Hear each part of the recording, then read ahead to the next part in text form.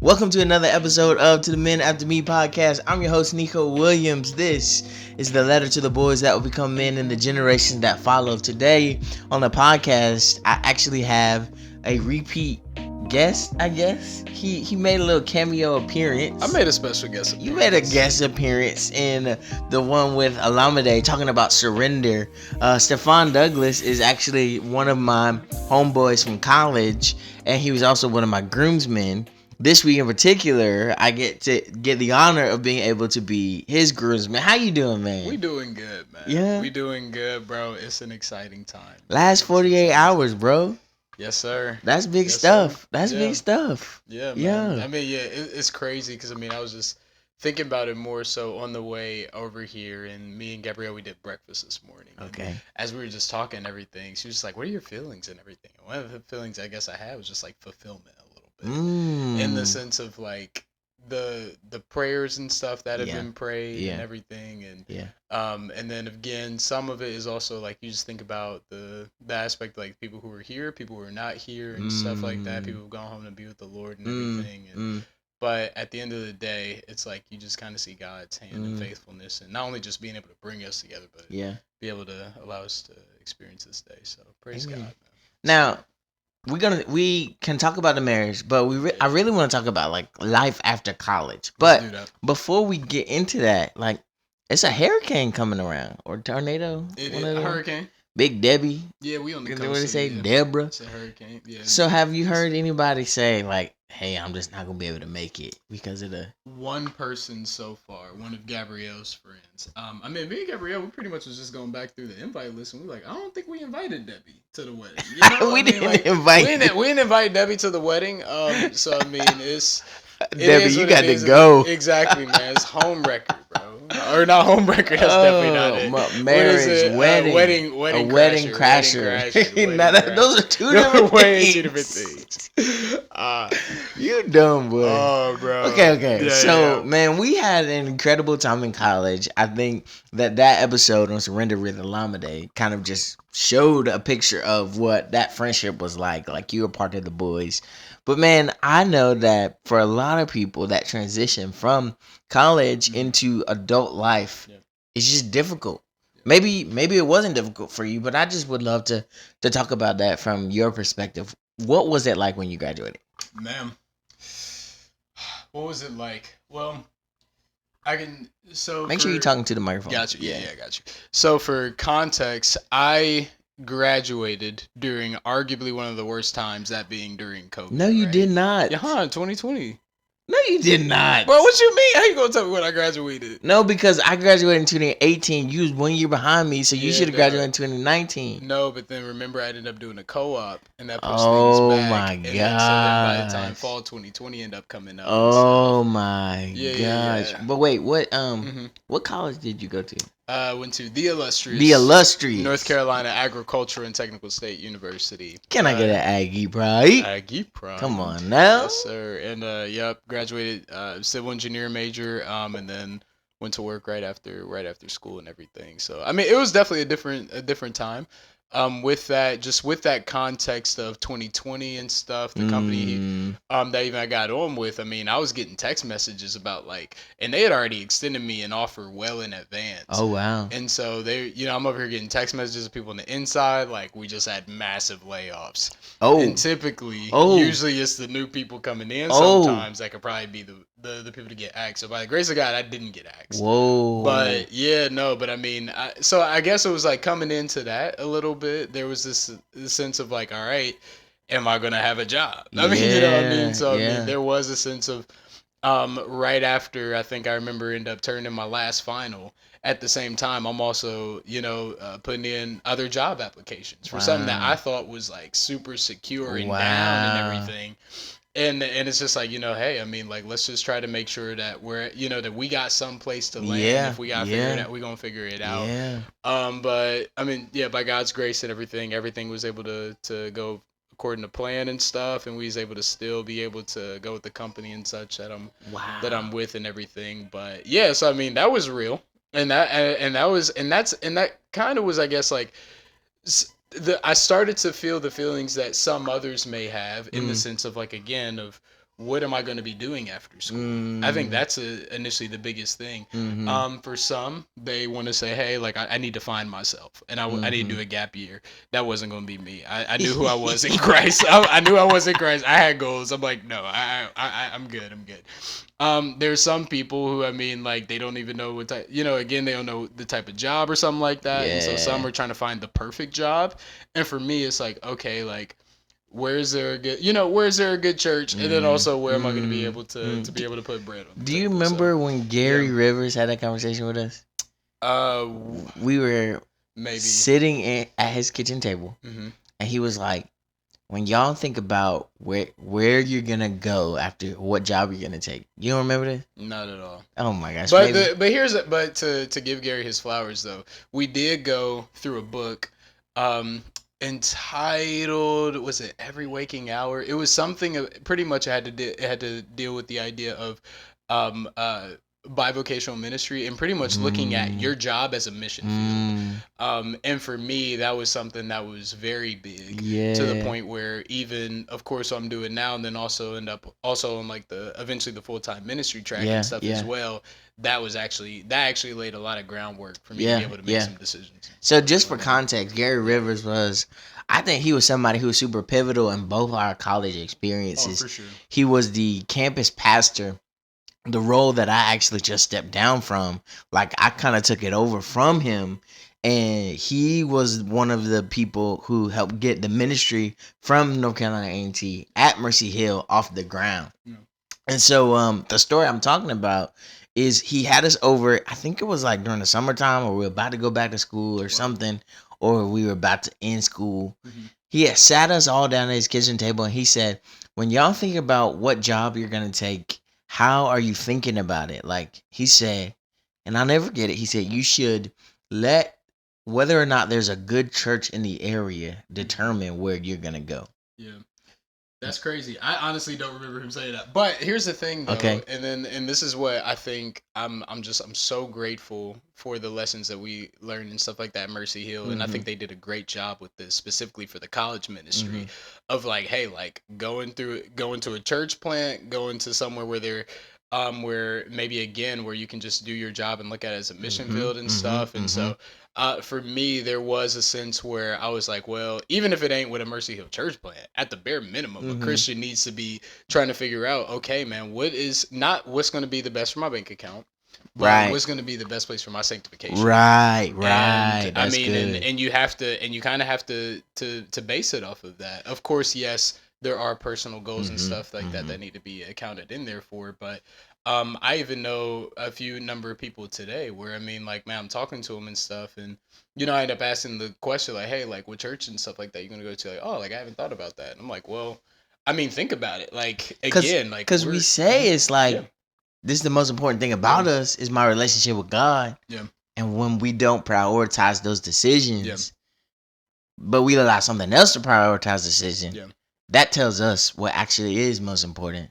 And that was something that, like, I never considered. And, like, no, I wouldn't have ever considered it that way unless Pastor Gary had put that before us. So, and I think it shows the importance of being able to make sure that you have people speaking into your life. Because at the end of the day, our worldview is being shaped by something. Somebody, either it's the culture. It's what we see on Twitter, or sorry, X now. It's what we see on TV. I mean, it's probably some of the people around us, maybe even people at our job and stuff like that. But at the end of the day, if it's not the word, if it's not people who also know the word, some older people who know the word and been through some seasons of life and stuff to be able to kind of guide you through that, man. I mean, you're bound to be tossed to and fro for sure, man.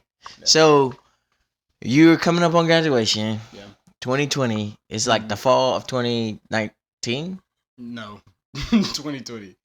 Fall 2020. It's the fall of 2020. Yes. You had got the co-op. Yes. When did you get the co-op? I got the co-op. Was this spring 2019? Spring of 2019. Yes. And then you did the fall of 2019. Yep. At A&T. Yeah. So pretty much, I ended up doing like 2 more semesters afterwards, just because of just like how classes and stuff like that were offered. Yeah, mainly just because I mean I remember I think that last year I don't even think I did full time. It was just like a part time thing. So then, when did you get the offer The offer from your job? I got that after I got my after I I stayed for the summer. So they offered it to me at least more than a year in advance. Whether if So that was by design or not, that was just what happened. okay, you got Yeah. the co-op in the spring of 2019. Yep. And then in the Then summer. you So then I stayed for extended the that summer. co-op through that internship through the summer. Yep. Then you came back to school in the fall of Yes. 2019. And in the beginning of the fall, they'd end up sending me like, hey, like even though you're gonna be graduating, here in like, That's you're a gonna be bad graduating in mamma fall jamma, 2023. Like, boy. bro, we're gonna make sure we wanted to extend you something and everything. So, Wow. yeah. So you had that kind of like quote unquote sense of security Yes. as you were about to graduate college. Yep. So fall of 2019, Yep. spring of 2020. Yep. That's when COVID hits in March. Yep. You're thinking like, what am I gonna do? Yeah. You didn't know, but you did got the text message. Everything's gonna work out. Yeah. So that transition, okay, talk about that transition. Moving out of your, Yeah. because you were doing an apartment. You had an apartment. Yeah. And in A&T.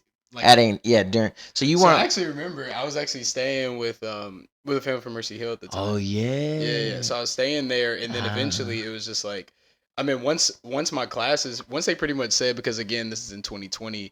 Once they said like, oh, like yeah, like no, like your classes are gonna be online and stuff. Eventually, it was just like, well, yeah, I mean, like there's no point of sticking around and everything like that, and so end up making that decision to go back to Columbus after that, and we finished the semester out there. Okay. So you graduated from Columbus. Yeah. Well, graduated from A&T at Columbus because of online school Yeah. in Columbus. Yeah. And then you transition to your job, which is also was that also in Columbus? Technically, it was in Findlay, Ohio. Findlay, Ohio. It's about like an hour and a half away and stuff, and then they end up allowing me to be able to do like a little bit of travel and stuff here and there. And Okay. stuff, so it ended up working out. Okay. Yeah. So talk us through Yeah. what life was like for you. Yeah. There's obviously well, there's a difference. You know what I'm saying? You have different goals. You're doing different things. Talk us through for those boys that's gonna become men. Yeah, got you. So so of course, I guess like to even go a little bit of like a step backwards though, is that we were very fixed just hear the background stuff. Oh, my little boy. Yeah, I'm over here like, dang, like you get a whooping. No, I'm joking. But we were very you, Alameda, and Isaac and the rest of the fellas. We were very fixed on like faith, of course, faith. I'm gonna say family because we were very big on like, hey, like we wanna build a home. Yes, man. We yes, wanna build a home and yes. everything. And I remember for me, I thought it was very important that like, all right, look, we're not gonna be staying with mom and dad. We're gonna have our own salary. Okay. We're gonna not a no shade to those who do it. However, I do think in some sense for men there is this thing of delayed adolescence that is becoming an issue. Oh. And I was not about to fall prey to that. Well, let's talk about this. Okay. This delayed adolescence. Mm-hmm. How for the person? Yeah. Let's say somebody's watching this and they happen to stay with their parents. Yeah. What advice might you give to someone so that they can prevent that? Yeah. So I would definitely say ownership. Take ownership and stuff of the task responsibilities and stuff that you have at home. I would also I'm specifically referring to I'm talking with guys and stuff here. It can apply to the ladies, but right. Guys here. If you are gonna eventually end up leading a home, leading a family one day, you got to get out your parents' house at some point. So you need to develop a plan. Again, I mean, I understand that there are different circumstances, situations. Right. So I mean, it's just about creating a plan. Creating a plan. Right. Just looking at maybe your whether if it's your income, your job search, and everything like that. Sometimes it might be strategic, right? I mean, like if you got some loans or something like that, and you want to go off and you end up making a deal with your parents, like, all right, look, y'all allow me to stay. Let me knock it out here within 6 months, a year, something like that, and creating a plan to be able to get out. Yeah. Either way, that's ownership. You need to. It's about having a plan. Like I even knew a family friend. I think they had ended up doing that or something like that. They said, "Hey, look." Like I think the dad had maybe said like, "Hey, look, like son, you can stay here as long as you like max out." I don't even think it had to do with loans. It was like max out your 401k or something like that for like the first like 2 years or something like that. And that's what it did. I mean, it was a good, and it seemed to go great. That's incredible. I mean, it seems great. So I mean, but either way, point being for just like for generally though, for guys, like if you are gonna end up eventually leading the home, and then also just like for your manhood and development, I feel like what happens is that when you do stick around a little bit too long, there's going to be some old patterns I think that are going to continue to develop and get worse. And so it's just like you gotta get out, you gotta be able to be on your own a little bit, take on responsibility, go grocery shopping. You gotta go grocery shopping, like man. that kind of thing. I don't know about you, but for me, going grocery shopping on my own, I think that was a big step in my own development. Because when I was at school, there was the cafeteria. I didn't have to worry about. Yeah, I went grocery shopping for like different things I needed, but like for my main food supply, I was going to the caf. Yeah. But once I became an adult and like I don't have access to the caf anymore. Now I got to figure out what's my menu. Now I got to figure out what's my budget. Now I got to figure out I got these fresh vegetables that I had bought, and they're getting bad now if I don't cook them. So I got to cook them now. So and that's probably one of the biggest things though, is because again, you don't know what you don't know. Right. But the thing is though, is that you got to be in them spaces that's going to challenge you to get you to start thinking of those things. So I definitely say it's important for sure if you can make a plan to get out your mama's house. You need to make a plan. Get out your mama's to get house. out your mama's house. I mean, I'm sure you remember what it's like. I mean, like again, like maybe you're trying to disciple like a young man or something like that, and of course want a wife, and you ain't trying to shut him down. Or like even, or maybe even just like even when it comes to dreaming about those things and stuff. But then there comes a point where you just like, yeah. So what are we doing about this situation? You know what I mean? And yeah, So you graduated college and you knew you wasn't trying to be in your mom and dad's house. Nope. So what did you do? So I moved out. I mean, so we made so like literally, I think I probably moved out to Findlay. Yeah, moved to Findlay, Ohio. So again, an hour and a half northwest of Columbus. And I mean, yeah, we did that probably about like maybe 2 weeks. 2 weeks before we had before I ended up starting work. Oh wow. And everything. So I mean, I think that was probably like another maybe 2-ish weeks or something like that after I got out of after I completely finished school and everything. Wow. Yeah. So I mean, we packed our bags and everything. I mean, we did the research online, found an apartment and stuff. Of course, I tried to find, I mean, I did something within my budget. Yeah. Within something where I'm not going to be overpaying or anything like that, because of course, like I had some other goals and stuff as well with that. But yeah. Now, we talked about earlier in this conversation, the importance of finding faith community. Yes. Finding church. Yes. Like, I mean, you grew up in Columbus, Ohio. Yes. Right? Yeah. So you had that, but once you go to Findlay, you had to start looking. What was that like for you to look for and find a faith community?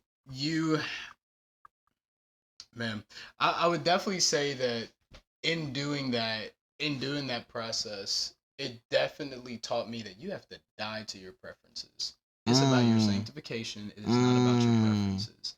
It is about your sanctification, not your satisfaction. Wow. You need to go where the Bible is being preached. Wow. Okay. And you need to go there often. You need to stick around there. Okay. And that means that even if then people don't look like you, even if they don't play the exact music and stuff that you would desire, that you need to try to find something that's going to end up being able to develop. Man. Eventually, again, with the Lord again opening up a little bit of just like in terms of opening up different like remote and stuff opportunities. There was a clutch situation where I was able to actually end up going back to Columbus for that. But while I was there and doing that initial church search, that was very big. That was definitely very big, and trying to figure out like, all right, like where am I gonna go at? And every single time I'm going, like sure, it's different, but I'm like, but is my soul getting fed? And if that answer is yes, then I mean, then how can you not be in God's will? Okay. Go ahead. How would you know if the Bible is being preached? Because, like, got you. You know what I'm saying? Like, you grow up. Yeah. You grow up in churches that you grew up in. Yeah. And, like, you're like, oh, this is good. This is good. Yeah. What are some of the signs? What are some of the characteristics that the Bible isn't being preached, in a clear way? Yeah. One, is the Bible being used as just simply a point of reference, or is that the main meat and potatoes of the message? You got to break Is this it? down. I Okay. got you. So in other words, is it just something that's pretty much just almost like cherry picking through scripture, where you're just picking the verses that it seems like don't even fit with the general context maybe of what the past of what scripture is speaking on, or is this in context, like what again, like what it, so I would actually probably say, like, I think one of the biggest things is like, man, like, is that preacher, and you can kind of tell this a little bit maybe through the sermon itself, and the whether it's the title or it's the main point. Just actually read the verses that are being referenced, and ask yourself, and then I mean, just ask yourself, does this actually fit with the general context? I think that's actually how I started reading the Bible. Yeah. Like, I remember being in churches where the pastor would preach, and he would take a verse, and I was like, you know what I mean? Yeah. When you go, Exactly. I don't. I remember being in high school, and I got a high school reading comprehension level. Like, I don't know if that's what that verse means. Exactly, yeah. But let me tell you something. That sounded good. It sounded good. It made my feet happy. Yeah. But I don't know. Yeah.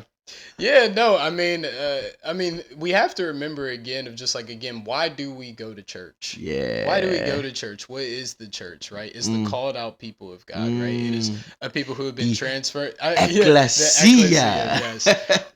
People who have been essentially called from darkness, from being enslaved to sin, now to being a child of God after placing faith and trust in Christ. And so as they are now this body, right, we come to ultimately what? Worship and hear from God. So when you're listening to a message and it sounds good, but it's obviously not even the author's main intent, and I know that's a whole of the text, and that's a whole other conversation in itself. But like, if it's not that, then pretty much it's like we're hearing the preacher's we're hearing from the preacher, we're not hearing from God. And and really what that is that, like, when you do that, you usurp the authority of God in that preaching moment. So that's why I think it's just like, either, I mean, just like, again, to not get too deep into the weeds of things, as you're at that church, I think you want to find a church that maybe is preaching through, let's say, for example, specific books in the Bible. I think that's a good sign.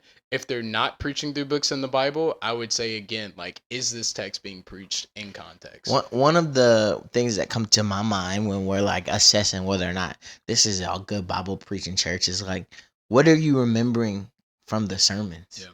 Like, the sermon illustrations are supposed to serve the text. Yes. Not the other way around. Exactly. And I mean, like, and I remember, I mean, and I'm sure that you probably have fond memories of this, of like, where we would go and we'd ask some other people and stuff like that, of like some college students, like, hey, like, where are you going to church at and stuff like that. And to try to invite them, to our church and everything. And they'd be like, yeah, we go to this church, man, bro. It was a word on Sunday. It was good, man. It was good. What you talk about, man? What they talk about, man? Don't even worry about it. It was just good. I just remember, man. The spirit was there, and you hear this, Christianese language. When really it's like, bro, I am not convinced you actually were, that you were in that you actually were hearing, like, true preaching from the text. So one of the things you said was, it's about your sanctification and not your satisfaction. I really like that. I think that's really cool. What about can you do both? Can you do both? Can you find a church that sanctifies you as well as satisfies you? Can, yes. I mean, is it always gonna happen like that? No. And that's where I feel like there does need to be more. I think, and that's why like I rather lean on the element of not meeting your preferences as a more practical thing, because the reality is like we all got different upbringings, and those different upbringings shape our preferences. But at the end of the day, God's very clear in terms of what He's designed for our soul and what's best for our soul. And for that reason, it's like we have to. I mean, because like for example, I mean, if you're in a metropolitan city where there's all different types of walks of life, sure, you probably will end up finding a church that maybe meets your preferences. Right. But if you're in like a rural county or something like that, it ain't nothing but this small Bible believing church there with probably about 50 people, and someone's playing an organ or something like that, and they not playing the Maverick Cities, the Hill songs, I mean the worship initiatives of the world, but there's saints there. Yeah. There's some godly people there. There's preaching from God's word. There's a spirit of generosity that's even there as well.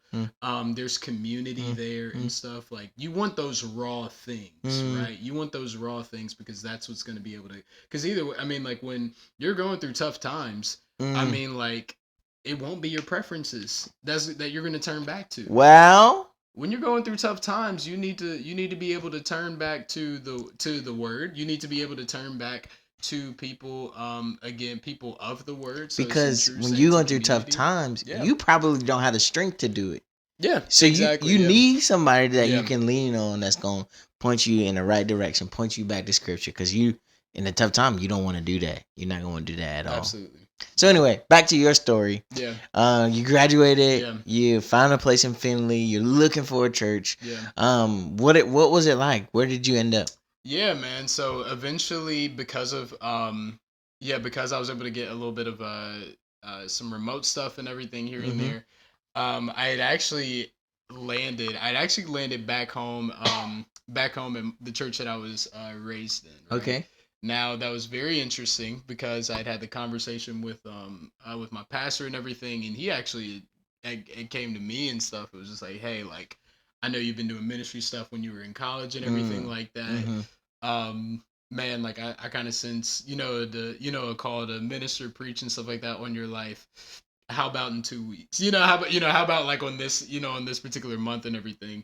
Want you to preach and stuff like that in front of the ministers and everything. So then that ended up becoming a whole thing of itself. Okay. Of being able to come back, and that was really sweet because again, I mean, being able to be back in my hometown again. This is now. So if that was fall 2020 when I graduated, so now this is spring 2021. Okay. That we're kind of in and everything, and so pretty much so yeah. Still, our church at that time was very much dealing with the blight of COVID and the different things going on there, and so yeah, so by God's grace, I was able to be able to serve there and everything for a little bit, and we can continue to go into that as well, but. Yeah, but again, I mean, there was this desire for me of like where I'm like, you know what, I want to be able to serve the people that had poured into me and everything, and I understood that for them at that time that it would be more of a revitalization effort, because of a lot of things that had just ended up going on and stuff from within, but then also just just from COVID and stuff like that in general, and how that just it divided all churches of all different That's true. Cultures and like. That's true. Yeah. So I believe part of your story is you ended up finding another church. In Columbus. That was ultimately where I landed at. That was ultimately where I ended up landing at. Yes, in Columbus. Yep. What was that church? That was Mount Hermon Missionary Baptist Church. So yep, that was a church. It was pretty much raised in and everything. Missionary Baptist and stuff. You come from Missionary Baptist, yeah, I think so. Yeah. Okay. I did, yeah. Okay. Gotcha. I grew up in Palmer Grove Baptist Church, but the church that my dad pastored was Sarepta Missionary Baptist Church. So it was a Missionary Baptist Church. Okay, gotcha. Yeah, man. So so was there and everything. Pretty much serving as one of the lay ministers there and everything. Was licensed to preach. there as well, and pretty much just serve in any way, shape, and capacity I could, specifically in the high school, middle school. But then your time came to a close at that church, and then you ended up at another church. Now now again, this is why, for context, though, this is why why it's important that you choose a church for your sanctification and not your preferences, right? Now, as I'm there and everything, I'm there literally to serve and stuff, but again, eventually things just end up kind of coming up to where you start to recognize, like, man, as much as I want to continue to serve here, this preaching not biblical. And I mean, and at the end of the day, I mean, it's like, well, what do you do? Do you stay and you fight, or do you just say, hey, like, I need to go? And I think wisdom and discernment goes with that, because I think that oftentimes that many people may end up facing that to some degree, at some way, and maybe at some point in your Christian journey, as you're at a church, maybe you have a sphere of influence to some degree. You have to make a decision as to, like, all right, do I have enough relational capital to be able to help or assist with turning the spiritual trajectory of the church? Ultimately, God is the one who does this, right? Christ, he's the head of the church. And as long as the body submits to his head, then pretty much they're going to continue to be going in his ways and direction. Right.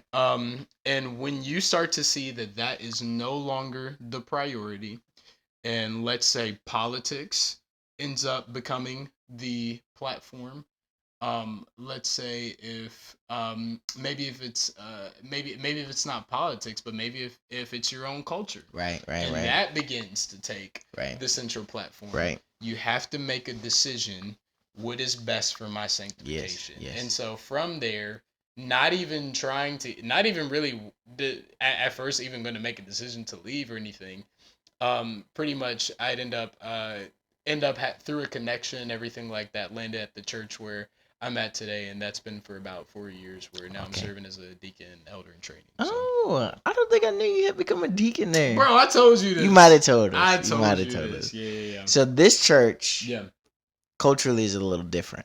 Very different. Isaac and Olamide, I think, have been to it. Oh, really? Yeah. Yep. I mean, it's very different.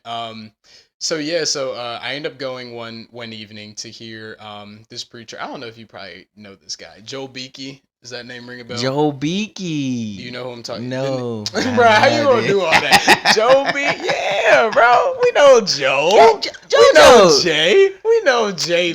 What? Jay, bro. Nah. Anyways, you know JoJo. He went to go. He preached there last night, and one of my biggest preaching heroes, Stephan Lawson. He's the dean of the Doctor of Ministry program, and also leads a lot of the preaching classes and stuff like that at the Master's Seminary. Current student, where I'm current student at Master of Divinity student. And so he has said, he pretty much ended up making this comment of, like, man, like, if you sense a desire to preach, you need to be sitting up under consistent expositional preaching. So I'm leaving that was in North Carolina, and then now I'm kind of like in Ohio trying to figure out, like, all right, like, what does that look like?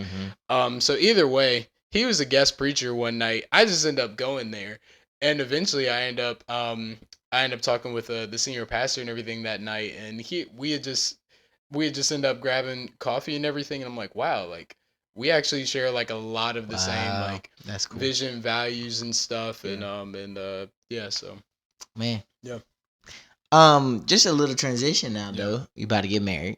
We're actually about to go to your rehearsal dinner. What's going through your mind? What is going through my mind?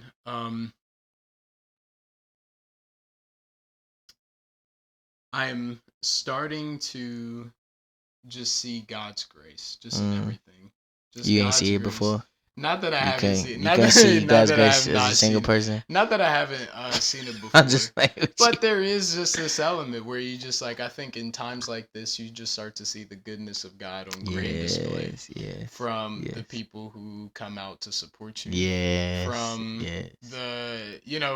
man, people are so generous when you get married. Yeah, no, exactly. It's crazy. I mean, from the gifts and stuff like that, it's crazy. It's amazing.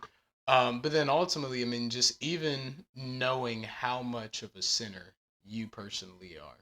Like, when you know what God has saved you from, and you think about how God has transformed you, and you think of what God has given you today, there's just an element where you look back and you just see, man, like, God, you were so faithful and you were so good. And so I guess that's kind of one of the things that's going through my head, as well as I hope my fiance is not mad at me because because I forgot to pick her up. Oh man, one of the bridesmaids is getting her, man. So it's gonna be all right. It's gonna be all right. It's gonna be all right. We're gonna be there. You forgot to pick her up, but that was because you wanted to do this podcast to bless the world. Yeah, and then we also ended up changing plans a little bit. We changed plans because it was gonna work. It was gonna work, yeah, and as I'm driving, I'm like, I need to give her a call. Yeah. That's just a preview of what the rest of marriage is like.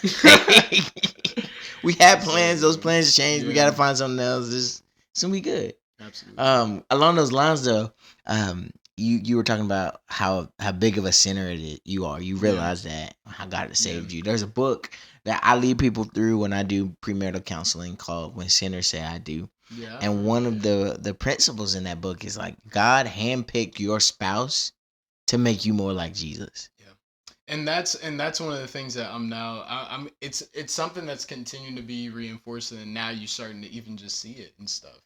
Even just through the courtship process, where you're just like, wow, like, God, I didn't think I needed that in a spouse. Like, I mean, like, I would be very curious to like just go back and look at any list that I've had developed, maybe in college, maybe in high school for that matter, senior year, and then just look at like what I have now, and it's like, what I have now is exactly what I need. Yes. And then there's even things where I didn't even think that I needed it, and I'm just like, Lord, but you were so kind to design someone in that way. Yes. Me, so. Even the parts of your spouse that annoy you the most. Yeah. That was God saying, I need to work some patience in you. Oh yeah. You know what I'm saying? Like, even the parts, I can't think of anything in my wife because my wife is perfect. I'm just kidding. No. But the parts that get on your nerves is God's unique way of making you more like him, because that probably is not going to annoy somebody else the same way. Mm-hmm. It's like he did that because he's trying to get something. He's trying to prune, you know. Yeah. So anyway, that's exciting, man. I know it's going to be a good time. It's going to be a beautiful wedding. I'm excited to stand behind you, brother. Hey, man, I'm excited. I'm grateful that you're going to be there for me, man. Yeah, man. Appreciate it. Well, listen, man, we're going to wrap up this episode, but yeah, is there anything else that you would want to say to the boys that will become men in the generations that follow? Man, I would say if there's anything you could do, and you could do it at a very young age, I would say, I was gonna say love God and get married. That was the first thing that popped into my head and everything. I definitely would say that the breadth of your influence is going to be determined by the depth of your relationship with God. And when I say the breadth of your influence, I say that because there's something within us that wants to have influence. Whether if that is from a big level of like where we're probably doing stuff like a podcast, CEO type level, but even as you desire to be a leader in some way, shape, or form, ultimately it's going to be measured, and it's going to be able to be seen through your depth in your relationship with Christ. So I definitely would challenge men for that, of just love Jesus. Love Jesus. Love his word. Commune with him. Commune with him through prayer. Because ultimately your influence matters, and we need more strong men here in this generation. And I think even just if we just kind of just even look at like the current times and stuff like that we live in and everything, I feel like as men we can't afford to be passive in our relationship with with God. And oftentimes the women own that, and that's great. But at the end of the day, it's like, man, like we kind of need to get back in that sense of being true leaders. And I think that ultimately comes from following the true leader, that being Christ. Well, thank you, Steph. Appreciate the time you gave to the podcast. This has been another wonderful episode of To the Men After Me podcast. I'm your host, Neeko Williams. This is the letter to the boys that will become men and the generations that follow. We'll see y'all later. Peace.